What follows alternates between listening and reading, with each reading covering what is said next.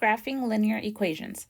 After watching this video, I will be able to identify intercepts and zeros. So first, we kind of need to know what an intercept is. An intercept is basically a point where it crosses an axis. So an x-intercept would be any point where a line crosses the x-axis, and the y-intercept would be any point where the graph crosses the y-axis. Whenever you have a line and it's crossing the intercept, well, it's actually very significant because one, we can use the intercepts to graph a line as opposed to doing a table of values.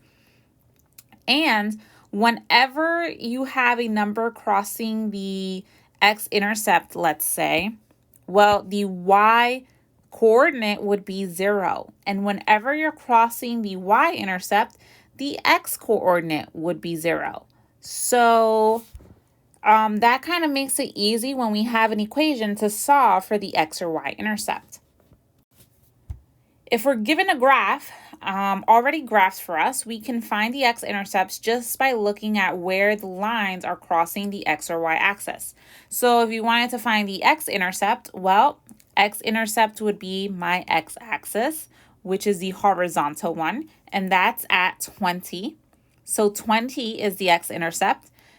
So that eliminates choices A and D. So it has to be either B or C. And then we need to find the y-intercept. So that's the y-axis, the blue line, the vertical line. So that's crossing at 30. So my answer would be B. X-intercept is 20, y-intercept is 30. So equations are really important, but graphs are actually the most important because we can use graphs to kind of create a visual to see what's happening, what's all the numbers and letters in those equations actually mean. So when we graph equations, we're actually modeling information.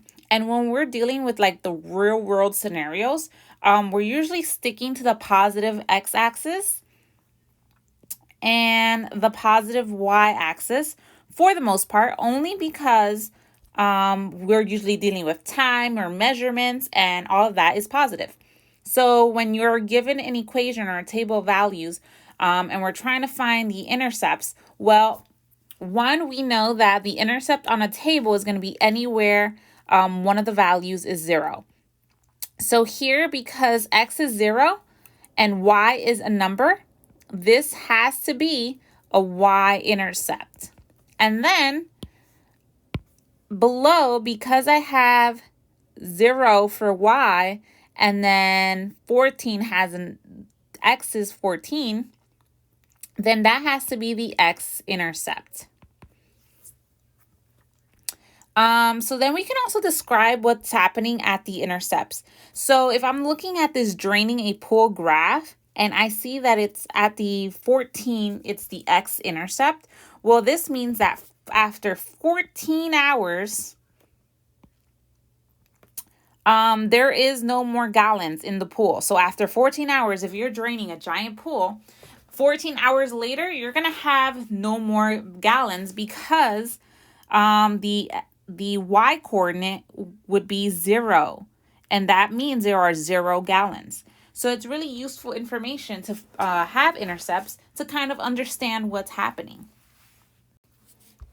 So if I'm given a graph in standard form, like 2x plus 4y equals 16, then I can find the x and y intercepts. So if I wanted to find the x-intercept, I'm going to replace the letter y with 0. And when I do that and solve for x,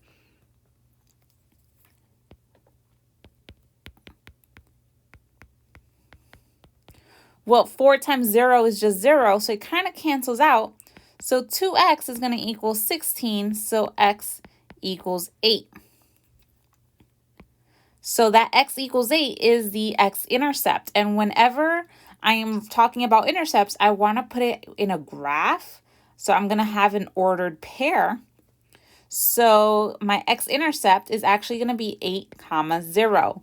If I wanted to find the y-intercept, I would replace the letter x with 0 and solve for y. Once you have the x and y intercept, you can just graph it on a graph.